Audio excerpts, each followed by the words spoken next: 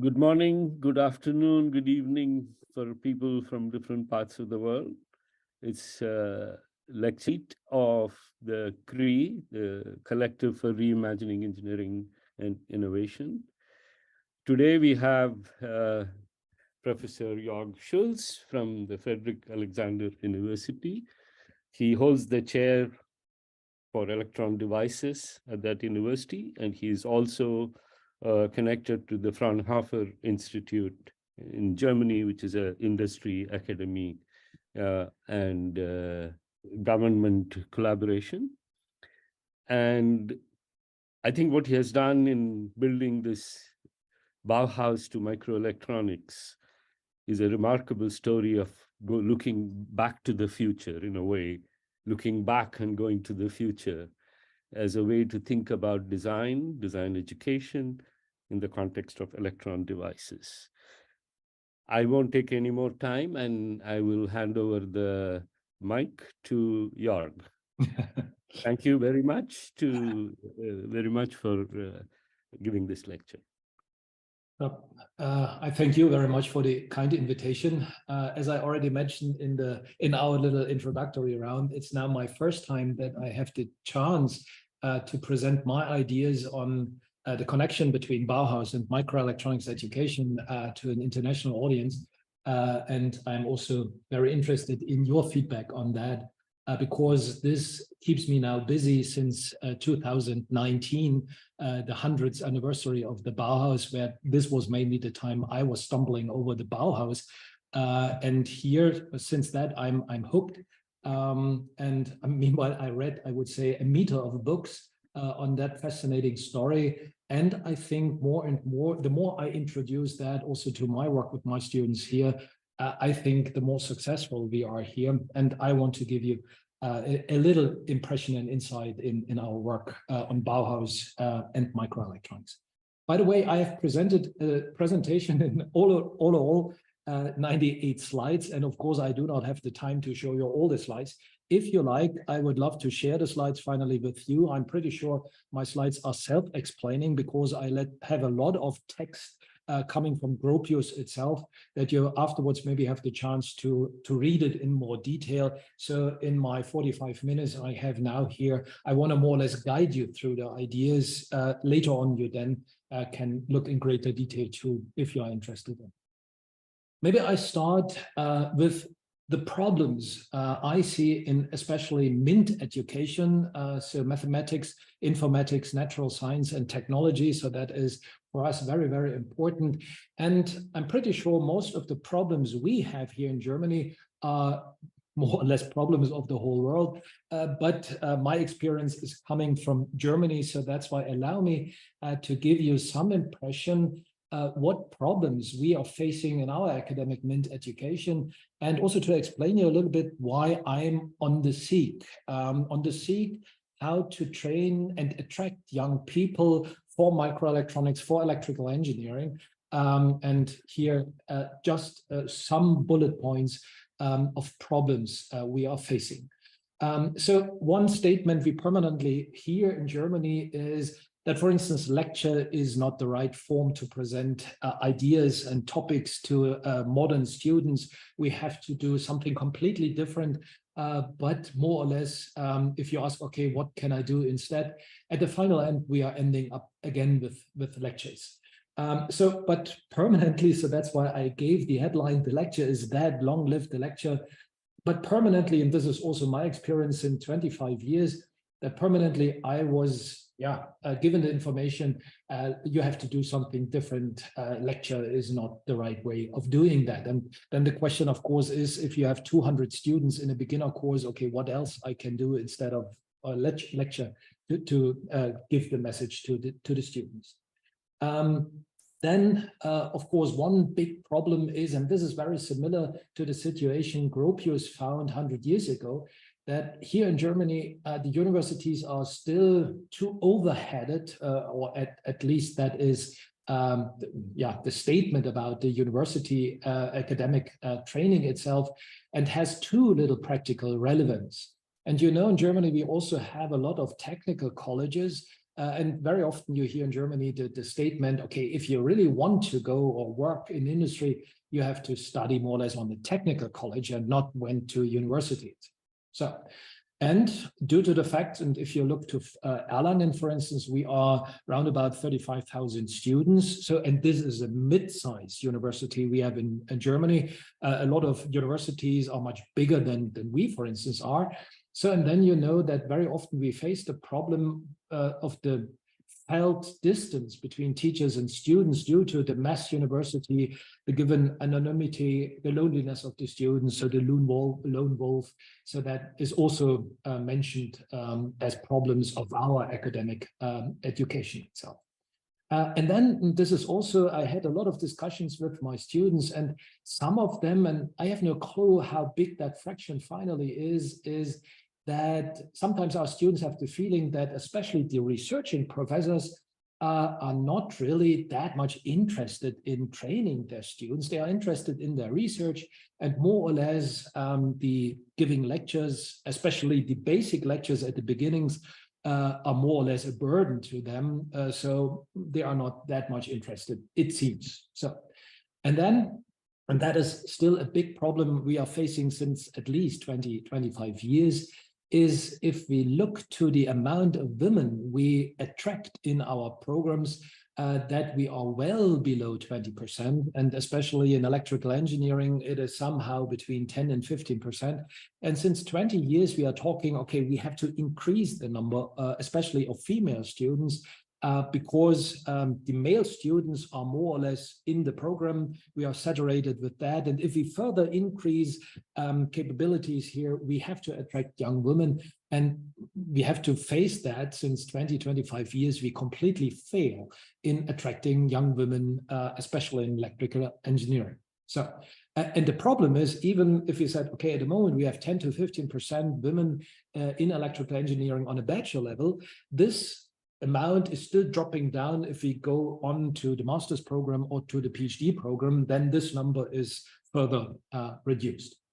And meanwhile, and this is a very modern development we have here, that also the number of men interested in studying electrical engineering, and especially also microelectronics, starts now also to drop down. So since 20 years, we more or less had the situation that we had a constant level of interested students, male students, to study our program, but we never had a chance to increase the number of women. And now we are seeing, okay, the number of women is still small, but the number of men is fully dropping down.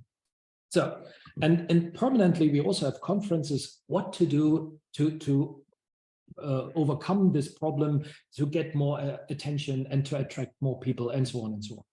And I'm pretty sure I could spend the next 2 hours in discussing all these problems. And I'm pretty sure if you add also your problems, I'm pretty sure we can fill the whole day just, in sharing our visions on that.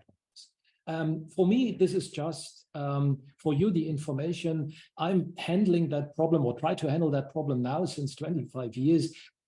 And here, Bauhaus, more or less, was really an inspiration for my work. And this is mainly what I want to share with you. Because, and that was exactly in the year 2019, so it's now 4 years away, that I was catched by a broadcast event in one local TV broadcast agency here in Germany about the Bauhaus, which really hit the nerve and also impressed me very much. At that time, I was asking myself, so it was a broadcast about the women of the Bauhaus. And here the funny thing was, so I was really looking at this TV show, and I was in the situation that, first of all, I was asking myself why I'm now permanently stumbling over the Bauhaus. So in the year 2019, so it was the third time that I just turned on the TV, switched the channels, and I was in the middle of a TV show about the Bauhaus. It took me 3 times to understand why that is the case, because here I learned, and I didn't know at that we are in the 100th year anniversary of the Bauhaus in 2019. And that's why, of course, we had a lot of TV shows and programs on the Bauhaus itself. And that was more or less the first thing where I started really into Bauhaus. Just to give you that information, before that, of course, I had a little knowledge about the Bauhaus. Of course, I know it was a very famous architectural school. It was in the first German Republic in the time between 1920 and 1930. Some names like Walter Gropius, who founded the Bauhaus, was also known for me, but that was just it. And I had no further information by myself over the Bauhaus. And here, with these TV shows I started now to watch in 2019, I learned more or less three things. First of all, I personally have no clue about the Bauhaus. And second, I found here a very inspiring new world for me, which was completely unknown at that time for me. It's a complete new world where, and this is the interesting fact, they started from scratch in 2019. And in total, it was 14 years that the Bauhaus was existing. They created a completely new teaching and education program. And they were, first of all, and that's why here in my slide, I present one famous woman of the Bauhaus. They were also overrun by women. So they had a big attraction to young women in their program. So most of the students, they have to push back because they don't have enough place for them. And within the 14 years of existence of the Bauhaus, they created iconic work. And still now, till now, 100 years later, Bauhaus still defines what is modern art, what is modern architecture. So if you still look to the architecture and to the paintings and so on, that is still modern. So this is still valid for the 21st century, and you do not have the feeling that this is all 100 years old.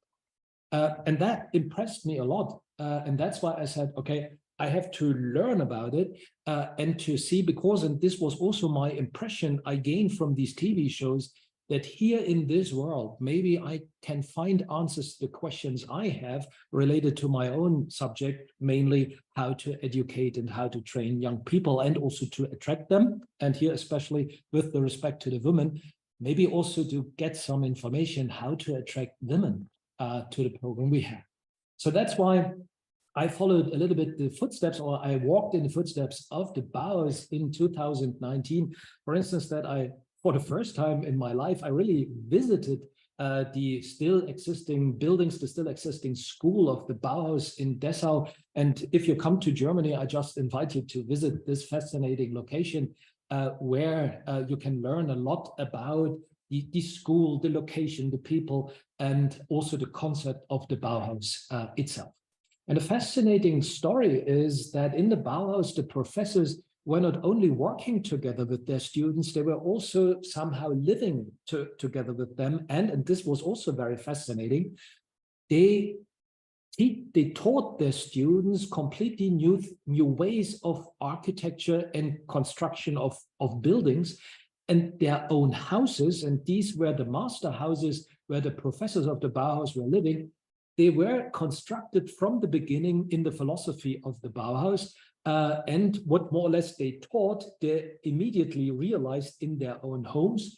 And here, of course, in their homes, they also had the ateliers where they were working also together with the students. And this is just in walking distance to the school itself, where you also see that they tested on their own houses the new concepts of building itself and formed a very interesting community in their subject itself.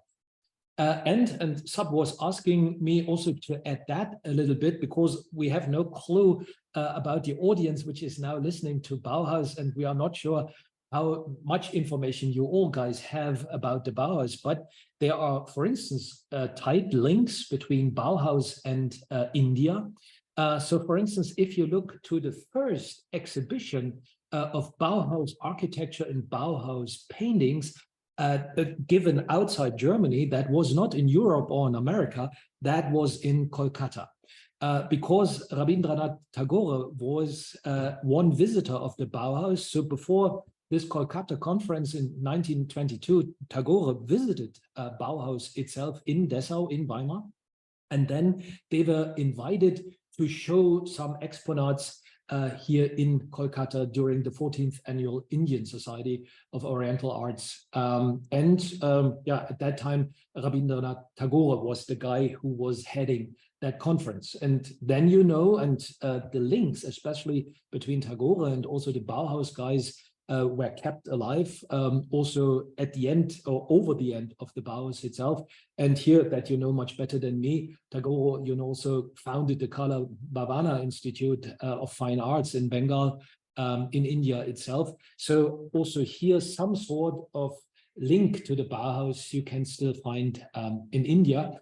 And if you look now what happened after, you know, in 1932, the Bauhaus came to an end because the Nazi regime here in Germany was fully against the Bauhaus. So that's why they decided to stop the Bauhaus itself. And here also, and that was very sad for Germany itself, most of the brilliant guys who created the Bauhaus and who created the architectures and the arts were then leaving Germany. They spread around the whole world and took the ideas they developed in the Bauhaus, also the teaching ideas, they brought it into the rest of the world. And now you find Bauhaus, which was then created after 1933, everywhere in the world. So for instance, in Israel and Tel Aviv, in Guatemala City, of course, in the United States, but also in Japan or in Africa. If you look to Casablanca, you find that architecture. And of course, you also know, okay, Le Corbusier is not a Bauhaus architect, but he's of course linked to the community of Bauhaus. The style was very similar. And if you are interested in that very special architecture they developed and created, and you want to see it in your own country, then you have to just go to Chandigarh, where, for instance, here the Chandigarh Capital Complex itself was created exactly in the style of this modern architecture, which was also mainly influenced by the Bauhaus developments. So, on the one hand side, that was of course a very interesting journey, and I learned as an electrical engineer, I learned now a lot about architecture itself. But now the funny thing is, of course, that was a beautiful side effect of my journey, that I also learned now a lot of architecture and a lot of arts and culture. But during my search of the Bauhaus, I was permanently asked the question, how they did that, how they trained their students, what was the philosophy, what was the concept behind that. On the one hand side, they had an excellent theoretical education, but on the other hand side, they have a beautiful experimental education. And as I said, all of the students from the bachelor to the master's level brought out iconic work, which is still iconic 100 years later. And that was of course within 14 years. And that, of course, my question to find out, okay, how they did it. And the funny thing is, and that was also finally the push for me, that I said, I want to adopt these things I learned here into my own work so that I create my own microelectronic Bauhaus I'm using to train my students, to work with my students together. And the final push for that was coming here from that guy, because as I finished my PhD and started with my habilitation, I got a new office in our institute at that time. And here I found that saying on a yellowed note on a pinboard of my board. And here, maybe you know that from Antoine de Saint-Exupéry. If you want to build a ship, then don't drum up men to produce, procure wood, assign tasks and divide up to work, but teach the man to long for the wide and endless sea itself. And what I learned, so as I read this text, and that was way before the Bauhaus, my Bauhaus time, I decided, yes, this is something I want to follow. I want to train my student in the way that at the final end, that they long for the wide and endless sea. And what I learned during my study of the Bauhaus is that I fully misinterpreted that saying for my own work. Because if you ask, I'm pretty sure if you ask my own students about my teaching and how I do my job, I'm pretty sure that they will say, yes, it is true that I attract them, that I catch them, and finally that I give them a vision and that they start to dream and to long for the wide and endless sea. But that was the way I finally attract them into my institute, into my chair, and started to work with them. But then I completely made it wrong, because what I did then, when they started to assign their work to my institute, then, yeah, I drummed them up a procure wood. I assigned the task and divided up the work. And the saying here is, if you teach them in a way that they long by themselves for the wide and endless sea, they will build their ships by themselves.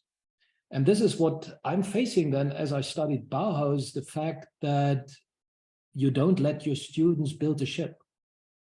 And here I ask now the question, okay, what I have to change in the own training program, education program I give to my students, that at the final end, they are able to build their ship by themselves, and that it is not my business to tell them how to do it, that they start to train themselves to get by themselves the practical hands-on experience, that they start to build their ship alone. And I would state now that with the Bauhaus, I found a concept to make that saying really alive in my work with my students.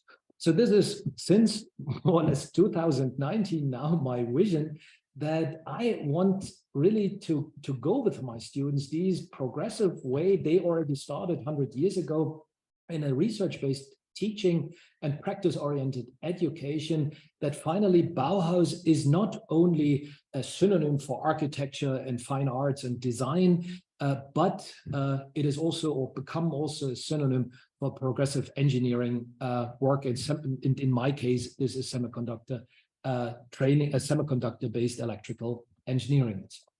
And if you are interested more to discuss with me on the Bauhaus, meanwhile, we also have a little community founded here in FAU, and I'm the owner of that.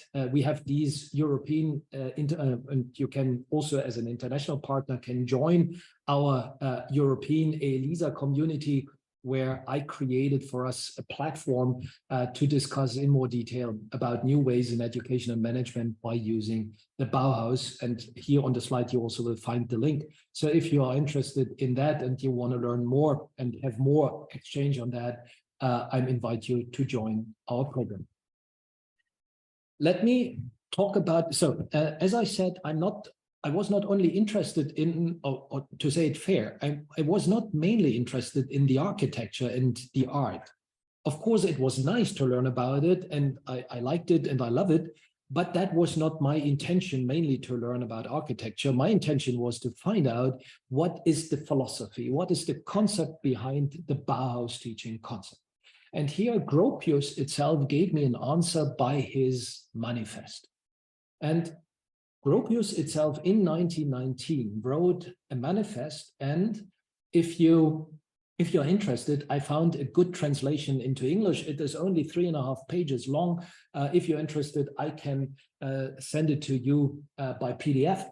And the funny thing is to learn, okay, how to write a study program, and this was more or less the only program they wrote. The major thing of the program you see on the right-hand side of my slide, that is the module structure of the program itself. And a little bit later, I will explain you in detail. I haven't translated to you guys what you can read here inside. At the moment, it's not important. The message I want to give here, I will show you in 5 minutes, the typical module structure we give to our programs in nowadays. And then you will see, if you compare that, what is the big difference between showing the program in this way and showing the program in the way we are doing it right now. The funny thing is, I'm not an architect, I'm not an artist. So that's why I could feel the situation of a student who's asking himself the question, am I interested to study that, yes or no? And the funny thing is, after reading that 3.5 pages and looking through that module program, I immediately understood what is the program behind, what is the target, and I was immediately catched. And the funny thing is that module structure was not really explained. That was self-standing. And the funny thing is, if you translate that into English, that you can also read the world, you understand the target of the study and what you have to fulfill to reach that target immediately just by showing the module structure. If you look to our modern module structures, then you will see that students do not understand. But this is what students understand. And this module structure is accompanied with 3 pages of text on a very emotional level to describe, okay, how to address the future, how to create utopia, and also to show, okay, which part of utopia you can tackle if you study that program. And the funny thing is, you see here, I'm not translated it for you, that you're not reading it, that you just have a visual impression. You see, I play here with colors. I made in minor letters, I wrote what is really related to architecture, to painting, to really crafts work with respect to sculpturing and so on. And the green words is what is true for all other subjects. And you see, I created it in a way that the bigger letters, the green letters, form a readable text. And you see, I just let some words out, but if you would read that in German, you would see that still the green one is a fully readable text. And the text itself is 100 years old, and that goes over 2 pages. And if you just would read the green text itself, that is still true for our times. This is still true for the 21st century. And it sounds still modern, even the fact that this is 100 years old.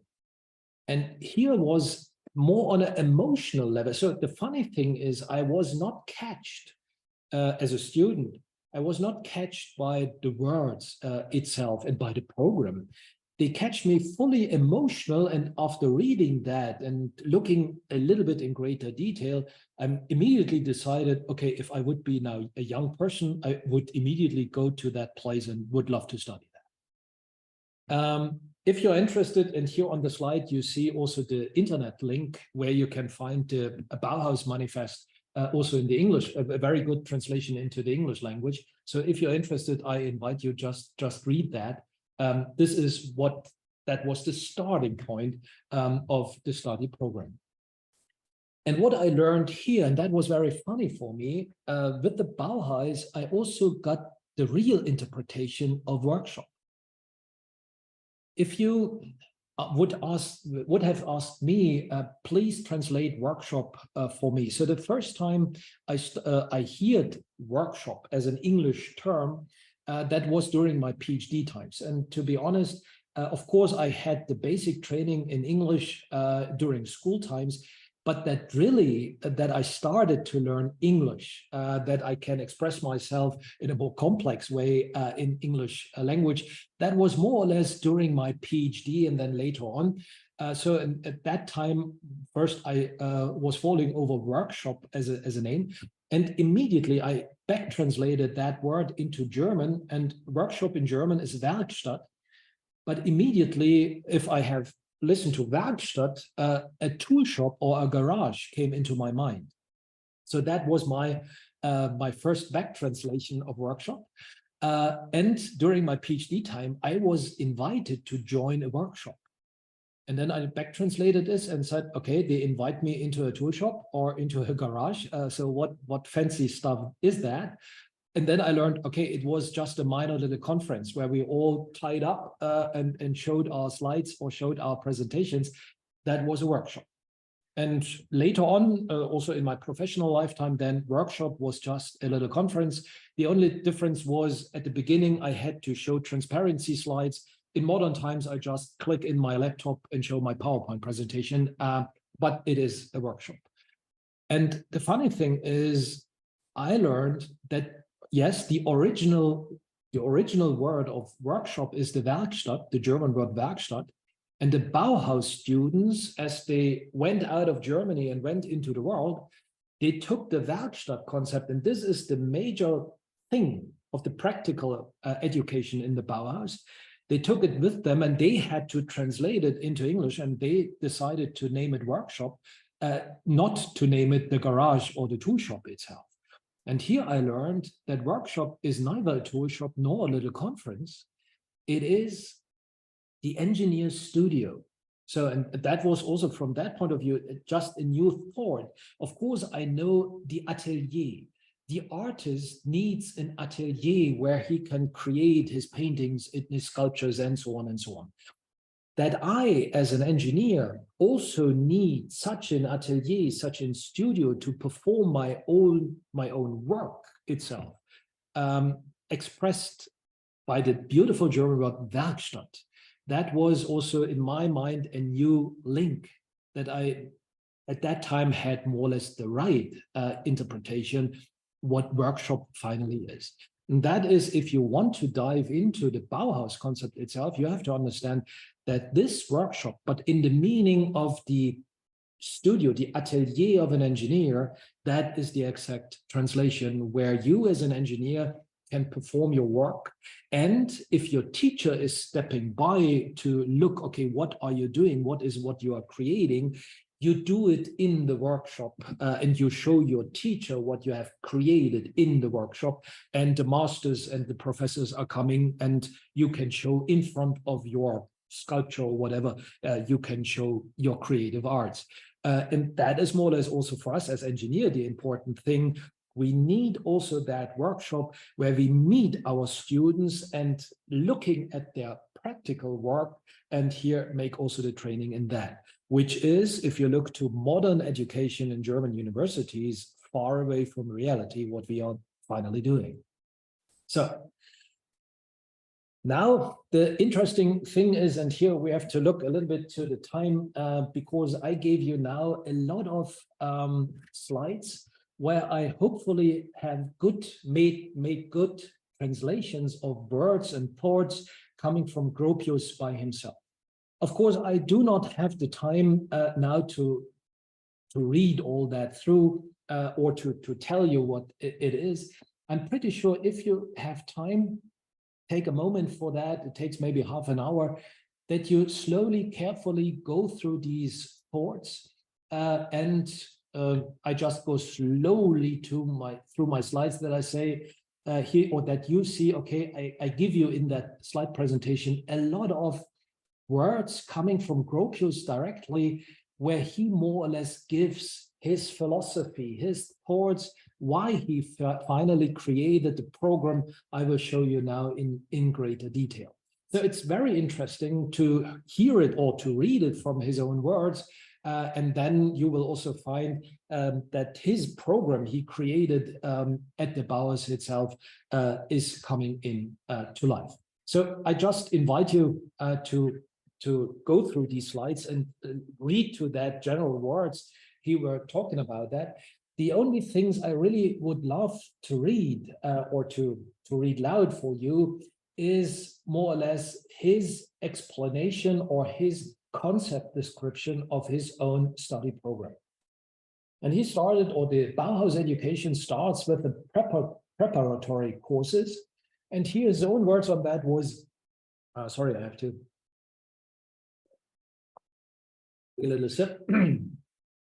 The aim of the Bauhaus was to train people with artistic talent to become industrial designers, artisans, sculptors, painters, and architects. Well-organized manual training served as the basis, both from a technical and a formal point of view, with the aim of practical teamwork on site.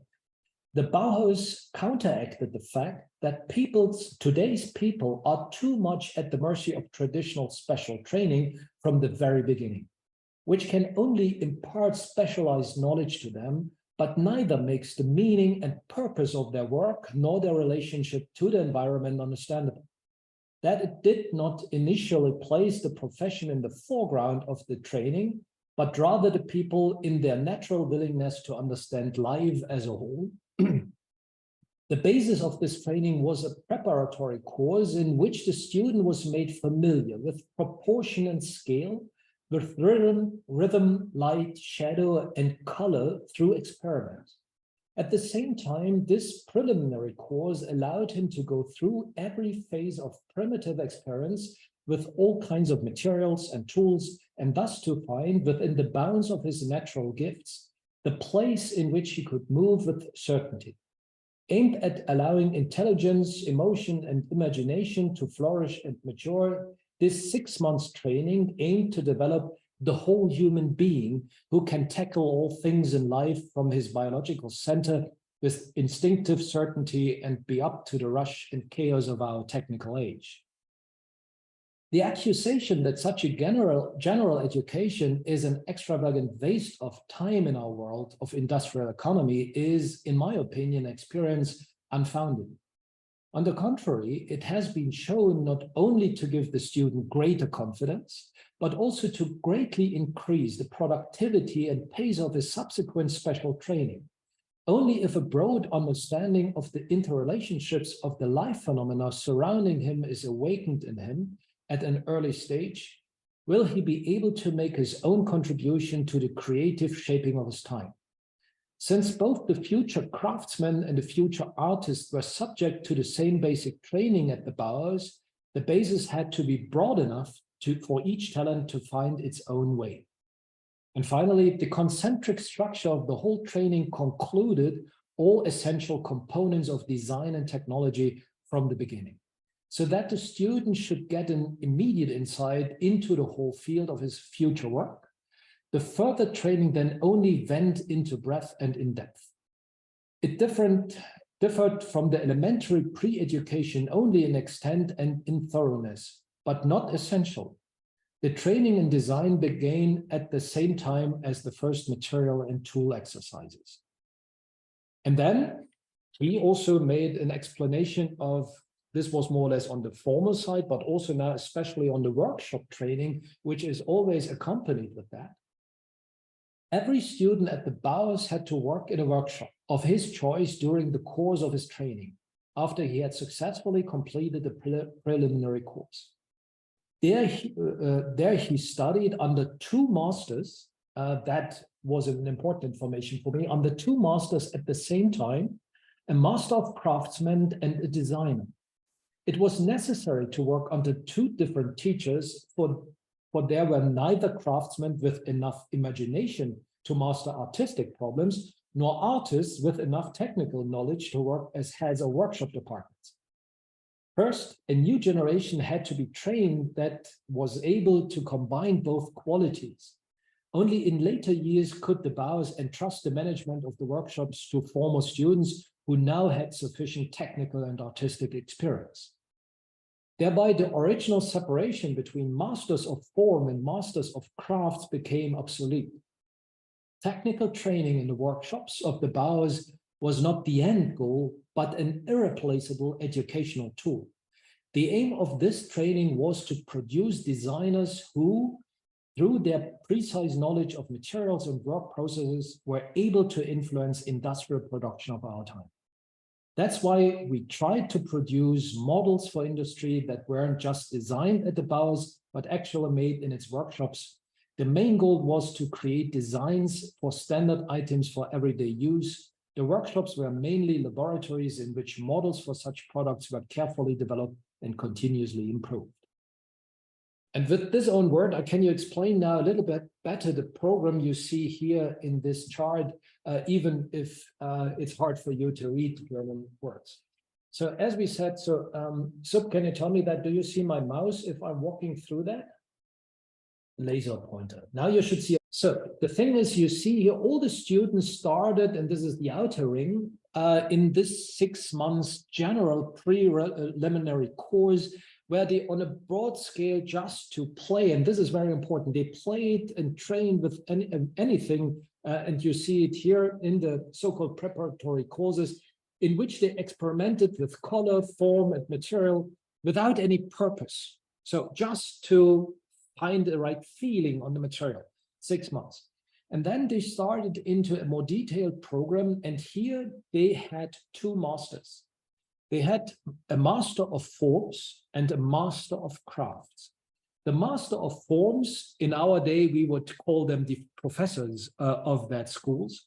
They were responsible, and that you find here in this next ring, they were responsible more or less in the form studies, which is more or less the study program, the theoretical study program of the Bauhaus. And of course, if you look to the topics they have taught, so natural sciences and material and tools and so on and so on, this is of course correlated to the 7 workshops, which is now the atelier, where you can work with, for instance, metals, with wood, with stones, with glass, and so on and so on. So that means the Master of Form gave the theoretical study, and the Master of Crafts supported in the workshop itself that you get hands-on experience. And of course, yeah, you could assign yourself to one of the workshops or to more of those workshops. And this was also the very important thing from the beginning, the central goal, the ultimate goal of all artistic action is more or less the construction. So that was saying from the beginning. So whatever we are doing, our final ultimate goal is the construction at the final end. So, and only the very talented students afterwards then got the chance really to go on the construction side and to make their program. And yeah. You finish in about 15 minutes, 15 minutes? Yeah. Okay, thanks. So, and now just to give you an impression, this is the module structure we give to our students nowadays. Of course, we also have a module structure, but I just give you one statement of one of my students where I started to discuss Bauhaus itself. He said to me, Mr. Schulz, if there's one result of your Bauhaus activities, that would be really great if we can get rid of this module structure. And then I was asking why you want to get rid of that. He said, we are hating that module structure. And I'm asking, okay, what are you hating here? And he said, look, we do not know what we study. We do not know why we study. The only thing is what we know is we have to study that within 6 semesters, so 3 years. And if we fail, we are doomed. So this is more or less the statement of a modern student on our module structure, telling us more or less they don't understand what they study and why. The funny thing is, with my own study of the Bauhaus, in looking with neutral eyes or with student eyes on that topic, I could understand their program immediately, and they catched me on a very emotional level where I immediately decided I want to go and run into that study program. So, and here, this is how we do it again. So that is the starting program where we have, yeah, okay, you can read something. And especially here at the end, you see here, if you look to the module blocks, there's only one German word inside, Schwerpunkt module. That means that is a module of focus, yeah, where you decide to go into a focus program. Then you have a catalog. If you decide, for instance, into the focus program of microelectronics, you have a catalog, and here you see the catalog of microelectronics, and you have to select some of those modules to complete your study. This is the way we are doing that, and wonder why we do not attract people to our work. And then I decided, okay, and this is what I want to now run through and just give you an impression. And here you see about any bigger chapter of my talk, I could speak easily 2 hours really to explain everything. I now try to say, okay, I want to try this concept and make it better, and let's have a look. Can I attract more students, or can I be more productive and more successful in my training if I try some sort of adaptation of the Bauhaus concept to my own work? And therefore I said, okay, Gropius and the Bauhaus started with a manifest. Let me also start with a manifest. But now of the microelectronics Bauhaus, I want to give the manifest to. And of course, I have first to answer the question, okay, what is the ultimate goal of semiconductor engineering and technology, or just in one word, microelectronics? And I would state, okay, the ultimate goal of semiconductor engineering technology is the manufacturing of the semiconductor chip fulfilling the specified electronic functions and operations under predetermined parameters. But this requires an in-depth study of the 4, at the moment, the current semiconductor technologies, which is bipolar, MOS, CMOS, photonics, and quantum. Then this also requires the development of a profound understanding of the electronic, mechanical, chemical, and thermal properties of semiconductors, insulators, and metals, and a deep knowledge in circuit concepts. And finally, in the concepts for the heart of any semiconductor chip, the electron semiconductor device. And the whole study program, which more or less gives the form theory of our microelectronic Bauhaus, is accompanied by workshops for the development of craftsman skills in microelectronics and technology. All in all, we can state that therefore the aim is to train young engineers, young master engineers who are capable of inventing, developing, building, and testing semiconductor devices for the following fields of applications. And you can read here what I mentioned here, which is now explicit for my subtopic of. And then I decided, okay, I give a general headline to all my education, and this is what I now since 4 years permanently tell my students, that the electric light was not invented by further developing of candles. So this is more or less the driving force we also have to develop, that we try to reach for some sort of utopia and try to find something new. And here we have now, as students and teachers have to form a new community in training and education. So that's why I tried to define the community of the microelectronics Bauhaus, and I decided that this consists of the trainees and the workshop students of the subject-related bachelor programs. These are the apprentices. The microtechnologists and the workshop students of the subject-related master programs. These are the journeymen.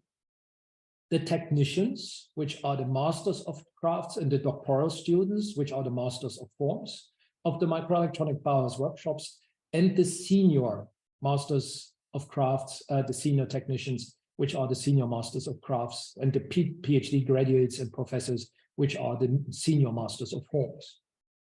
And one very important thing is that the whole program has is more or less, or is coming from the desire to produce the new component, the new design, the new electrotechnical system, which finally means preparing and promoting the disruption in our field of expertise. And of course, this all must follow, taking ethics, preservation of creation, sustainability, quality, and reliability, and the optimal design, of course, and much more points into account. Just to show you my hall of workshops, so this is really my big lab where I have now the individual workshops of the semiconductor engineering training for my students. And here maybe I rush through. Of course, I also decided to make some special programs, like for instance, the marketplace of ideas, where also especially young students are able to bring up an idea and to go into the workshop. And here I also defined under which criteria you can join our workshop. I will not go into that much detail due to lack of time, but if you have time and if you're interested, you can read it more carefully afterwards. I described. So all in all, we have now in our microelectronic Bauhaus 2 parallel paths of education and and training. On the one hand side, we really have an apprenticeship program in microtechnology. And here the stations you can reach is the apprentice, the journeyman, the technician, which is finally the master of crafts, and the senior technician, the senior masters of crafts. And we have in parallel the academic study program, where then our students are workshop students if they are on the bachelor level, workshop students if they are on the master level, workshop students if they are on a PhD level. Here they are becoming the master of forms, and if they are graduate, then they are the PhD graduates, the senior master of forms. And I took the idea of the Bauhaus that now all of my students get 2 masters during their education. So my workshop students on the bachelor and the master level of the academic program are always have a senior or a master of crafts and a master of form as direct mentors and partners in their practical and theoretical education. That is then later on also true for the workshop student on a PhD level, But here they have 2 masters of crafts and forms, but they are definitely on the senior level, which support their work, their research work, mainly also in the workshop. And of course, that is also true. And here I also make a link. So in this concept, you find a double link, because also the ordinary apprentice in our apprenticeship program gets, of course, a master of crafts or senior master of crafts as an advisor and as a mentor. But we are also linked that to our study program, because especially the PhD students are the master of forms on the PhD level and on the training level. They are the mentors and the supporters also for our apprentices.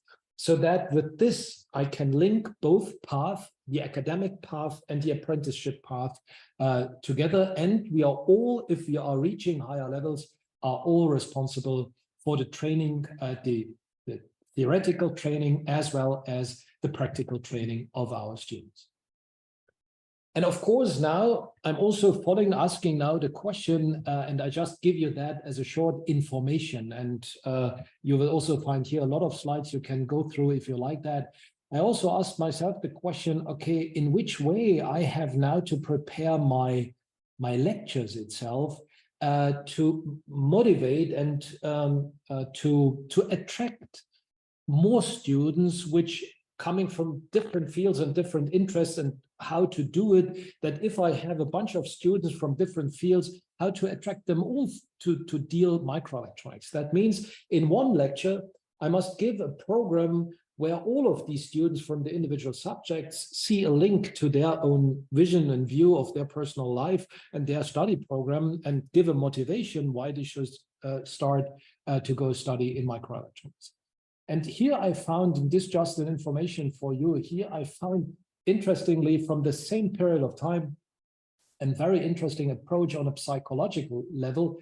This is the so-called cultural historical psychology, where the cultural historical activity theory is coming out, which is mainly coming from Vygotsky, and later on was further developed by Vygotsky, Luria, Leontiev, and Galperine.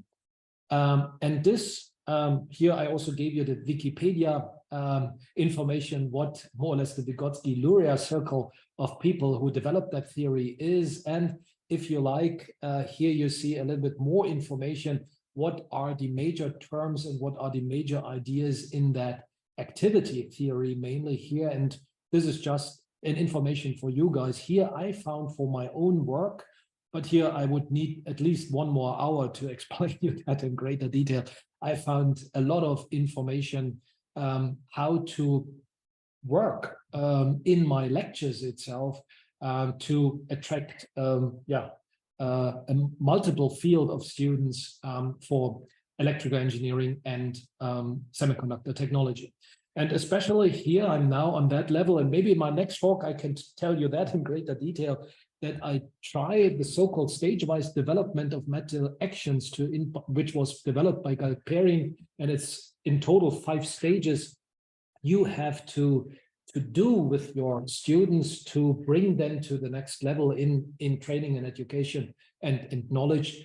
This is what at the moment is my work, that I go over my lectures itself to look in more detail, also with that concept, how I present the knowledge and the facts in my lecture time.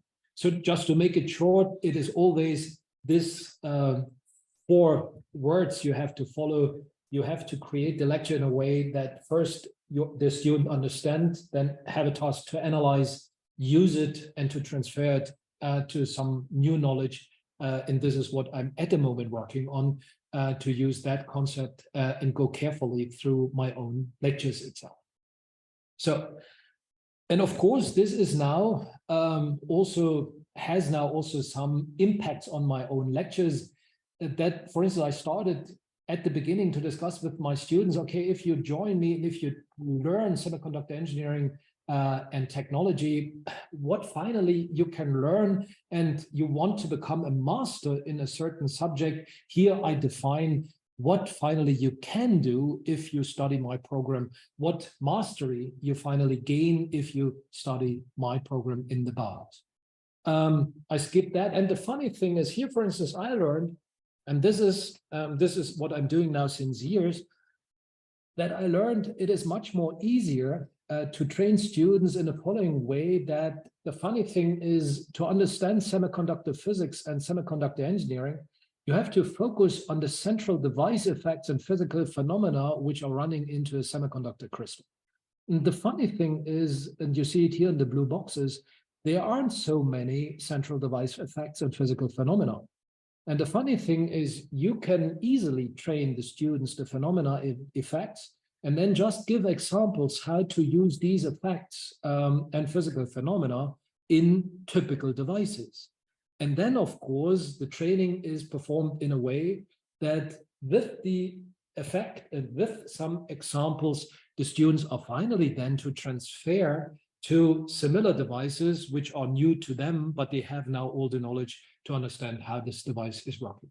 And if you also look to my study program, in total, I have 3 lecture series: the classical semiconductor engineering series, which is mainly dealing with the 2 concepts of the emitter effect and the field effect, which covers more or less the whole modern classical microelectronics. Then I have a semiconductor engineering series on quantum itself. Here we need a little bit more effects, but this is covering the whole story of modern quantum technology, semiconductor-based quantum technology. And then I have a detailed technology series of lectures where I describe how to produce these devices, how to manufacture devices. And later on in the workshops, they are trained in the techniques and in the tools and in the machines to build these devices by themselves. And a little bit more to illustrate, if I said, okay, we learn and we analyze and we use and we transfer, that I always in the lecture try to fulfill the following scheme. If you look to a semiconductor device, the semiconductor device always has a certain crystal structure. A certain physics is running the device. And finally, as an electrical engineering, we have some electrical characteristics of the device. And what I permanently start now to train with my students is that my students must be able to look on semiconductor devices in the 3 ways. If they are knowing the structure of the device, and if they understand the physical phenomena and physical principles, they are able to derive the characteristics theoretically without measuring it. If they know the characteristics equipped with the physics behind the phenomena, they are able then to extract the relevant device, what is the crystal structure, what is needed to create that. And finally, if you know the crystal structure of the device and the characteristics, you know exactly what physically is running into the device. And now I go all to my lectures in this way, that I permanently train my students always to look in these 3 ways onto a semiconductor device. And my feeling is that now the students start to understand much better what's really going on in semiconductor physics. And of course, there's always a design theory. And I also stopped presenting my lectures in number 1, number 2, number 3, number 4, please attend these courses, that I explain my student the general design path from a first idea of a semiconductor device to the prototyping device has always these 5 stations, and more or less my lectures are now assigned to this design process itself, that the students immediately know, okay, I'm studying now this lecture, I know I learn now on this development path, I learn now knowledge on step number 4 or step number 3. Can you try to wrap up? Yeah. You're almost.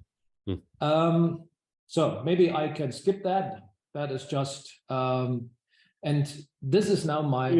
We'll invite you to another lecture, follow-on lecture. That will be lovely. My last question, and this is the end of my lecture today, is it's very nice, but it's still the open question, how to attract the youth to that program. That is still an open question. And I have to prove that my concept, if I also now present the concept to a broader audience, can attract the youth. And the funny thing is, and I still stay in the period of time of the 1920s and the 1930s, and this is my latest hypothesis I'm now trying to test to understand better youth and maybe to get here an access to find a strategy also in future to attract youth to our programs. Because if you look to the so-called Kondratiev waves of economics, then, and this bright guy here in the mid of the 1920th centuries found out that our economic world follows these big waves, which are lasting at least 50 years, where some major technologies, some major developments, ideas, and inventions formed a whole industry. And if you look, our modern industry, for instance, in Germany, is still based on the automobile and petrochemicals itself. Of course, information technology, that was the fifth Kondratiev, but this is already gone.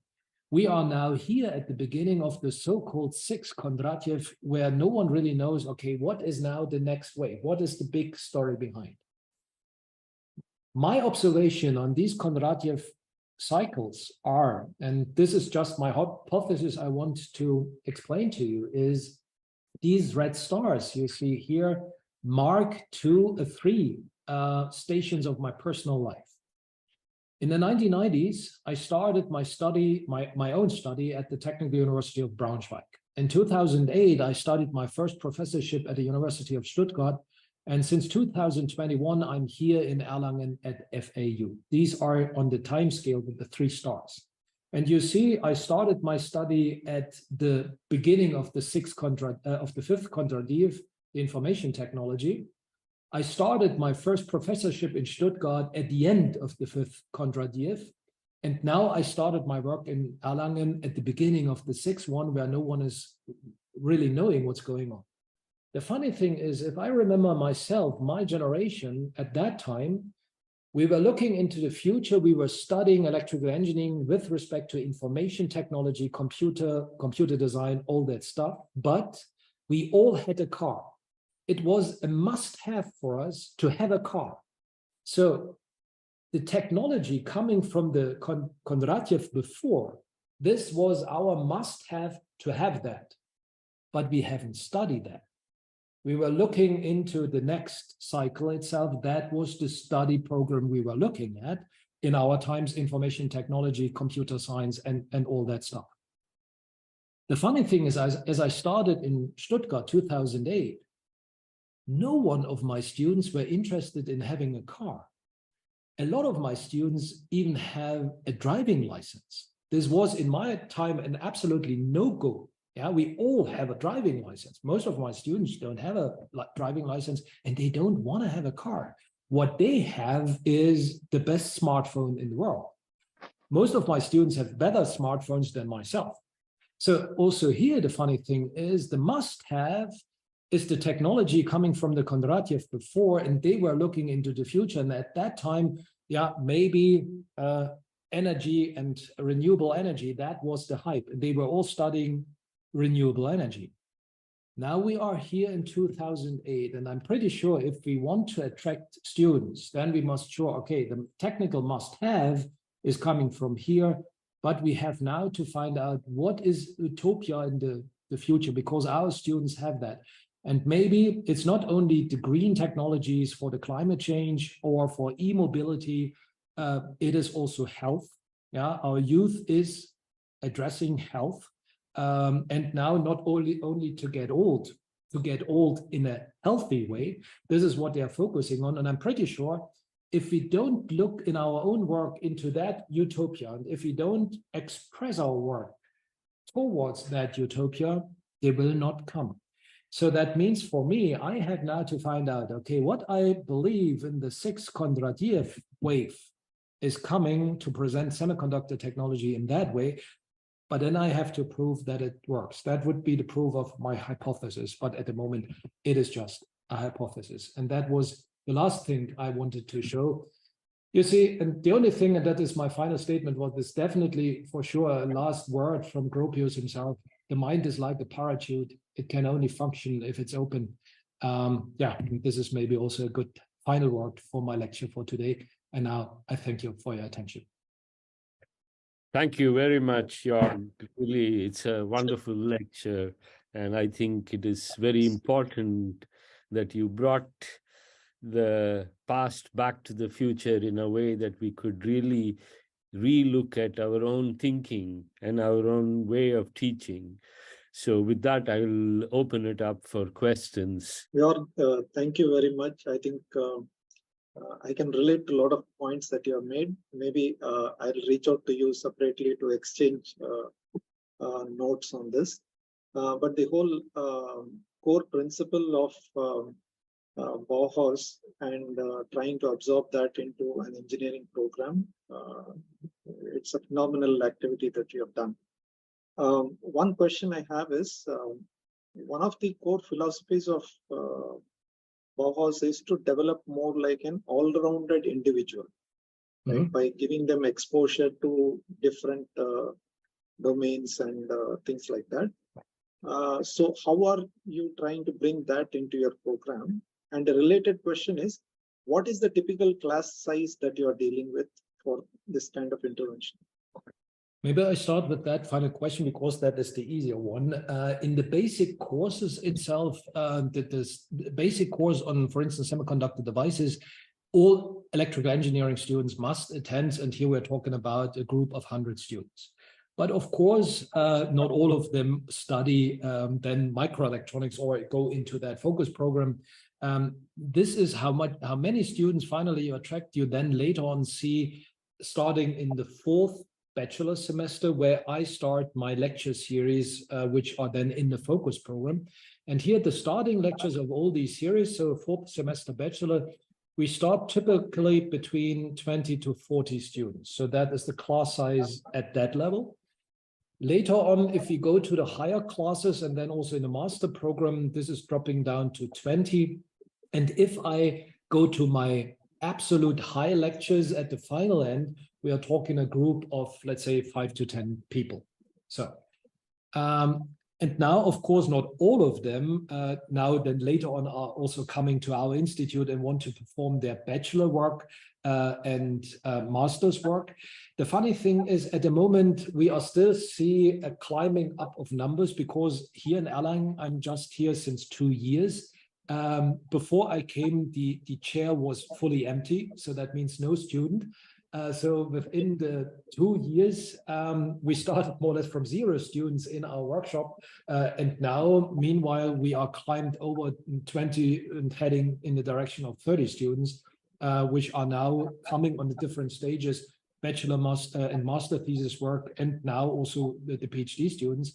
So all in all, I would state now on a PhD level, and if I also now take Fraunhofer into account, we have at the moment 45 running PhD projects, together with roughly 25 students on master and bachelor level.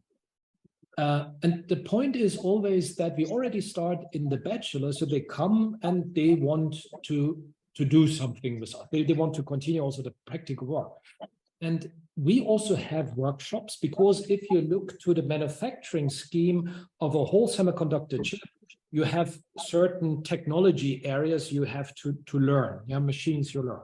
And in the bachelor level, we just ask, okay, what is your philosophy? Where do you finally want to go?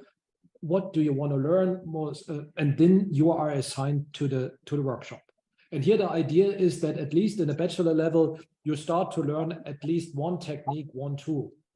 And then later on in the masters, you can stay in that workshop, or you can change the workshop to learn more tools from another workshop. And of course, my expectation for those who stay longer with us, especially in the PhD program, I expect that they are using the bachelor and the master program to visit more than one workshop to learn more tools and technologies, that then in the PhD, we really can assign a topic to them they are fully able to do by themselves in the workshop. Yeah. Of course, the final product of everything we are doing is a chip. Yeah. And the question is always, we are asking, okay, in which direction you think you want to drive your life, and for what the chip you want to design is good for. Yeah. And then you decide, okay, what do you want to learn? And then we train that to you to bring that into life. And the good thing is the big facility you see, the big clean room facility is run by technicians and by craftsmen, which are special trained and which are here now for their whole life, for their whole working life. And also here the concept is in a classical academic education, you have, let's say, the PhD student is responsible for the master student is maybe taking care for the bachelor student. So that is the mentorship. I now also assign our craftsmen in the workshops itself to become mentors and to train our students. So that is really a link between the apprenticeship program and the academic program. Hopefully that answers a little bit your question. Another question is, did you have to change or restructure your labs to enable this workshop type of model? It is more or less already given. The funny thing is, the workshop, the big clean room facility is already organized in a workshop structure. So that was not coming from me. So I just had now the different look on the problem after looking into Bauhaus and realized, hey, look, in the way we are doing our job here in the clean room, that is, we have individual workshops. Yeah, we just have to. So that's why maybe that is also the thing why it catched me in the way. I see so many parallelities between my work and the thing we organize ourselves, and that what I learned in the Bauhaus. The funny thing is what I learned, let's say it that way. It's not that I followed a certain strategy. I found Bauhaus and now I change everything that it's running like Bauhaus. I tried over the last 25 years a lot, and Bauhaus now gave me a complete frame. Now it makes sense what I do. And by training, I found out this is working, this is not working. And I had no clue why it is not working. Now with this frame, I understand now why some things are working and why some things aren't working. And now with the help of Bauhaus, I can complete my own structure. Because there were still open points, I can now perfectly fill and to complete my own picture. So that is what Bauhaus gave to me. So it's not that I discarded everything and started from scratch in a new way. Reconstructing them. Yes, some, yeah, and it was a big enrichment of my own work. What came from Bauhaus into my own work. As Joerg said, he can talk about these things for a couple of hours because he has gone through so much of this thinking. We are already way over time today. I will invite him again to talk more about the details of how he set up the program. Yes, please, go ahead. Yeah, so my question is that what's the actual difference between a Bauhaus and a Hochschule? Because as you see, in a Hochschule, the internship or the practicum is mandatory. And most of the German students, instead of going to gymnasium, they actually go for the Hochschule, like what the professor said right now. So was ist die better Idee? Ist es die Ausbildung durch Hochschule oder Gymnasium? The point is, both concepts are, if you look what we have to do, both concepts are wrong. If I look to the actual program at the universities here in Germany, we have an excellent theoretical program enriched with practical work, which is, to be honest, in 80% not really relevant. Practical, that is not practical work. Even if we have lab work or something like that, this is far away from practical training and experience. On the high schools itself, on the Hochschule, you have the other way around. Here you have much better professional training, craftsman training, but the theoretical background is very, very small compared to that what is given at the university. Bauhaus itself managed it in the way to bring it together. The deep theoretical program of the university and the practical training coming from the Hochschule. It's, let's say it that way, Bauhaus in this philosophy is a perfect mixture of what we have in Germany, the Hochschule, on the other side, the universities, bringing the two perfect sides of each university in one together. That's the story behind. There is a question here, but I think that requires a very long-winded answer, and it is culturally determined. It says, how does one convince academics in engineering that art and craft are equally important? I think that requires an hour's answer. The point is, if you want, you can attempt a quick answer. A quick answer, you don't have to convince the people, you just have to show them. And then students are catched. I have that experience. It is not, we have to convince all, now also focus on arts and crafts. You have to live that, and you just have to show the students. And I learned, at least that is true for my students, they follow and they love it and they start to look in detail. And the funny thing is, since I started on Bauhaus and talked to my students, they are running in the world, and I get WhatsApp messages when they are on vacation and find a Bauhaus architecture. I get a pic. They are telling me, look, we found Bauhaus, where I just realized my people are going now with open eyes through the world and look to architecture. They just do it. They just do it. You don't have to convince. Just show them. You by yourself as the teacher have to live it. You have, that's the only thing you have to show, is that it is also important for you. Yeah, you have to show crafts and art and science. That is much important of my life and so on. And then you will see students will follow and students will copy. You don't have to convince. With that wonderful message, you have to practice what you preach as well as live what you are trying to convey. I think it was with that last message, wonderful message of yours, we'll bring this lecture to a close. It was great to be in India again, even it was only virtually. Bye-bye, guys. Have a good night. Thank you very much. Bye. Bye. Bye.